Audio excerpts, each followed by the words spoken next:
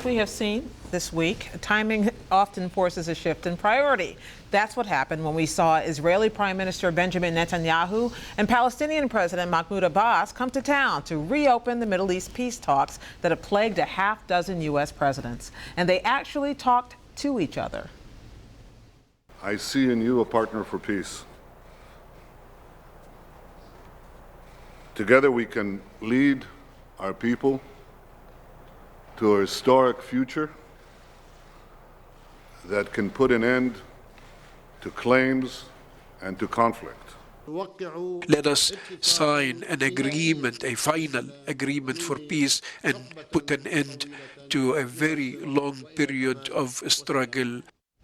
But is it real? And why are we seeing this now? There's something remarkable about watching Benjamin Netanyahu turn to Abbas and say, I see in you a partner for peace.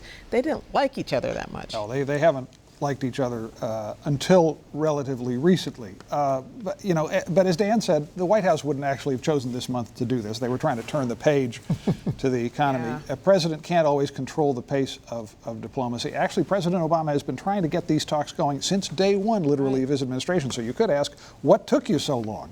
Which is very different from what the last president did. He took a long time before he picked up this ball. That's exactly right. Part of what's going on is that there's a deadline. There's a settlement freeze right now, a construction freeze in the West Bank. That's running out. That was the immediate reason. But there are two larger reasons. One is that both of those leaders were looking at circumstances and seeing that things were going to get worse, not better, if they didn't have some kind of process going. And then the other is a big outside factor, a kind of wild card, and that's Iran. President Obama and Prime Minister Netanyahu, it appears, both concluded that not having a peace process going with the Palestinians was getting in the way of some of the things they wanted to do to confront Iran. But Iran is kind of the backdrop for everybody. It's also the backdrop for other Arab nations who are now sitting at the table, literally flanking these two and pushing them along. That's a big reason that Egypt was there, Jordan was there, the Saudis are pushing this too. You also ask, is this real? And the answer to that is we don't know yet. There's plenty of grounds for skepticism. These are the same old issues: Jerusalem, settlements, the return of refugees. The parties are still far apart. But there actually are, I'm going to go way out on a limb here and say there actually are some reasons for a glimmer of optimism. One is the one you mentioned. Barack Obama has gotten into this at the beginning of his presidency. He's given himself plenty of time. Time ran out on George W. Bush. Time ran out on Bill Clinton because they waited until they had safely been reelected before they took this on.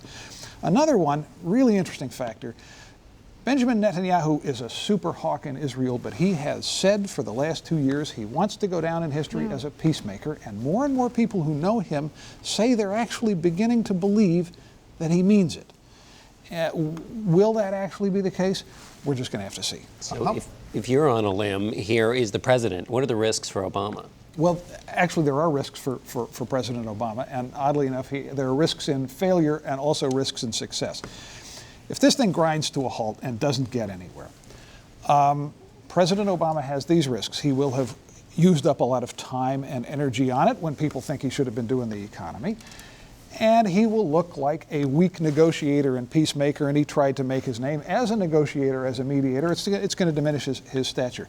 If this thing starts to succeed, he faces another risk. The history of Israeli-Arab peace talks suggests that they actually only come together when the United States is pushing hard on both sides. And that means he's going to have to push the Israelis, potentially going into an election year in the United States when Republicans are already accusing him of being too tough on Israel. Is the goal of trying to get this wrapped up in a year close to realistic? Not if you say get it wrapped up and get a peace treaty, but that's where the administration has given itself a lot of wiggle room. They said that what they want to get is a framework by a year from now. Well, what's a framework? A framework could be very precise. A framework could be pretty vague. Haven't we seen frameworks before? We've seen frameworks before. So in a sense, this whole thing is being driven not because the chances of success are blindingly high, but because everybody's worried about failure. So there is a little bit of a bumper there, a buffer against failure.